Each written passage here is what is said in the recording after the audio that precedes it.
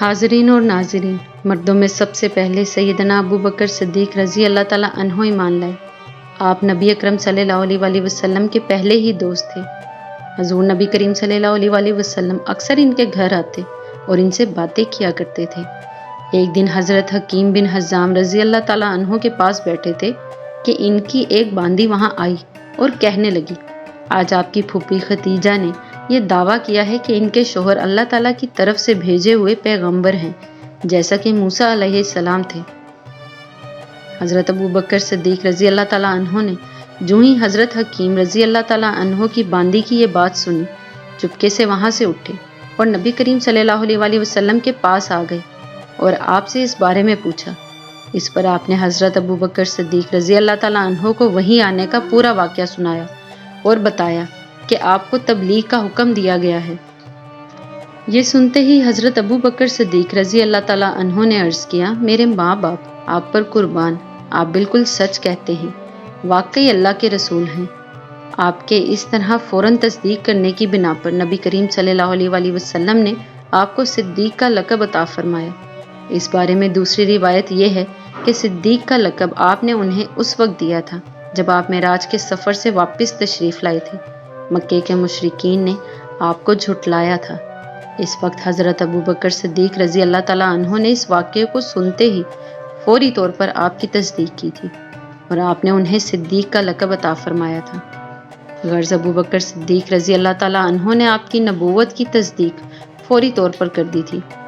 हज़रत अबू बकर सिद्दीक़ रज़ी अल्लाह ताला अन्हो का नाम नबी करीम सल्लल्लाहु अलैहि वसल्लम ने अब्दुल्ला रखा, इसलिए कि इससे पहले उनका नाम अब्दुल काबा था। इस लिहाज से अबू बकर सिद्दीक़ वो पहले आदमी हैं जिनका नाम नबी करीम सल्लल्लाहु अलैहि वसल्लम ने तब्दील किया। हज़रत अबू बकर सिद्दीक़ रज़ी अल्लाह ताला अन्हो यूँ भी बहुत खूबसूरत थे। इस मुनासिबत से आप सल्लल्लाहु अलैहि वसल्लम ने उनका लक़ब अतीक कर रखा था। अतीक का मतलब है खूबसूरत, इसका एक मतलब आज़ाद भी है। ये लक़ब देने की एक वजह यह भी बयान की जाती है कि इनकी तरफ देखकर फरमाया था, ये जहन्नुम की आग से आज़ाद हैं। गर्ज़ इस्लाम में ये पहला लक़ब है जो किसी को मिला। कुरैश में हज़रत अबू बकर सिद्दीक़ रज़ी अल्लाह ताला अन्हो का मर्तबा बहुत बुलंद था। आप बहुत खुश इख़लाक़ थे, कुरैश के सरदारों में से एक थे। शरीफ, सखी और दौलतमंद थे। रुपया पैसा बहुत फ़राग दिली से खर्च करते थे। इनकी कौम के लोग उन्हें बहुत चाहते थे। लोग इनकी मजलिस में बैठना बहुत पसंद करते थे। अपने ज़माने में हज़रत अबू बकर सिद्दीक़ रज़ी अल्लाह ताला अन्हो ख्वाब की ताबीर बताने में बहुत माहिर और मशहूर थे। चनाचे इलामा इब्ने सीरीन रहमतुल्लाह अलैह कहते हैं, नबी अकरम सल्लल्लाहु अलैहि वसल्लम के बाद हज़रत अबू बकर सिद्दीक़ रज़ी अल्लाह ताला अन्हो इस उम्मत में सबसे बेहतरीन ताबीर बताने वाले आलिम हैं। इलामा इब्ने सीरीन रहमतुल्लाह अलैह ख्वाबों की ताबीर बताने में बहुत माहिर थे और इस सिलसिले में इनकी किताबें मौजूद हैं। इस किताब में ख्वाबों की हैरत अंगेज़ ताबीर है। इनकी बताई हुई ताबीरें बिल्कुल दुरुस्त साबित होती रहीं। मतलब ये है कि इस मैदान के माहिर इस बारे में हज़रत अबू बकर सिद्दीक़ रज़ी अल्लाह ताला अन्हो को नबी करीम सल्लल्लाहु अलैहि वसल्लम के बाद सबसे बेहतर ताबीर बताने वाले फरमा रहे हैं। अबू बकर सिद्दीक़ रज़ी अल्लाह ताला अन्हो नसब नामा बयान करने में भी बहुत माहिर थे, बल्कि कहा जाता है कि इस इल्म के सबसे बड़े आलिम थे। हज़रत जबीर बिन मोतम भी इस इल्म के माहिर थे। वो फरमाते हैं, मैंने नसब नामों का फ़न और इल्म और ख़ास तौर पर कुरैश के नसब नामों का इल्म हज़रत अबू बकर सिद्दीक़ रज़ी अल्लाह ताला अन्हो से ही हासिल किया है, इसलिए कि वो कुरैश के नसब नामों के सबसे बड़े आलिम थे। कुरैश के लोगों को कोई मुश्किल पेश आती तो हज़रत अबू बकर सिद्दीक़ रज़ी अल्लाह ताला अन्हो से राब्ता करते थे।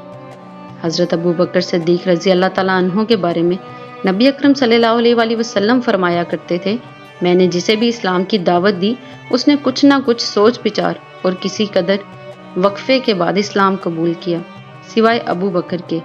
वो बग़ैर हिचकिचाहट के फ़ौरन मुसलमान हो गए। अबू बकर सबसे बेहतर राय देने वाले हैं। मेरे पास जिब्राईल अलैहिस्सलाम आए और उन्होंने कहा कि अल्लाह ताला आपको हुक्म देता है, अपने मामलात में अबू बकर से मशवरा किया करें। नबी करीम सल्लल्लाहु अलैहि वसल्लम के लिए हज़रत अबू बकर सिद्दीक़ रज़ी अल्लाह ताला अन्हो वज़ीर के दर्जे में थे। आप हर मामले में इनसे मशवरा लिया करते थे।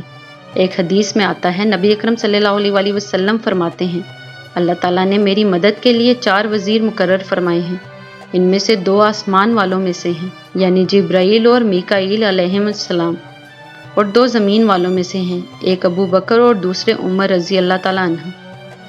اسلام لانے سے پہلے حضرت ابو بکر صدیق رضی اللہ تعالیٰ عنہ نے ایک خواب دیکھا تھا۔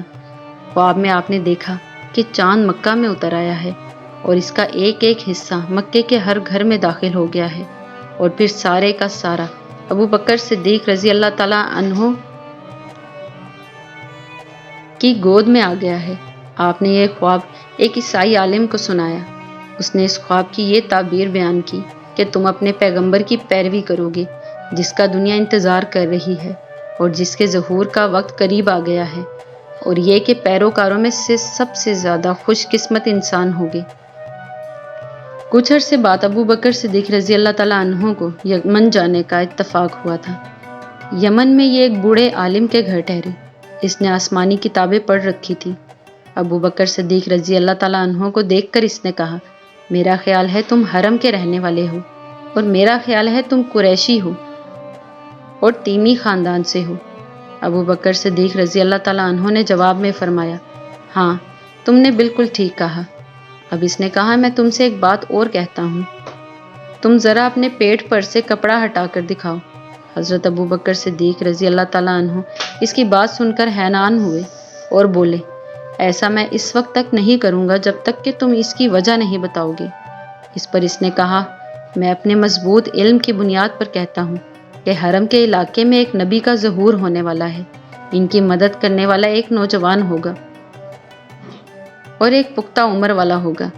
جہاں تک نوجوان کا تعلق ہے وہ مشکلات میں کود جانے والا ہوگا، جہاں تک پختہ عمر کے آدمی کا تعلق ہے وہ سفید رنگ کا کمزور جسم والا ہوگا، اس کے پیٹ پر ایک بالدار نشان ہوگا، حرم کا رہنے والا تیمی خاندان کا ہوگا، اور اب یہ ضروری نہیں کہ تم مجھے اپنا پیٹ دکھاؤ کیونکہ باقی سب علامتیں تم میں موجود ہیں۔ اس کی اس بات پر حضرت ابو بکر صدیق رضی اللہ تعالیٰ عنہ نے اپنے پیٹ پر سے کپڑا ہٹا دیا۔ وہاں ان کی ناف کے اوپر سیاہ اور سفید بالوں والا نشان موجود تھا۔ تب وہ پکار اٹھا، پروردگار کعبہ کی قسم، تم وہی ہو۔ دوستوں، آج کے لیے اتنا ہی۔ اس سلسلے کو مزید جاری رکھیں گے۔ اگر آپ کو ویڈیو اچھی لگے تو اسے لائک اور شیئر ضرور کریں اور چینل کو سبسکرائب کرنا نہ بھولیں۔ ملتے ہیں اگلی ویڈیو میں، تب تک کے لیے اللہ حافظ۔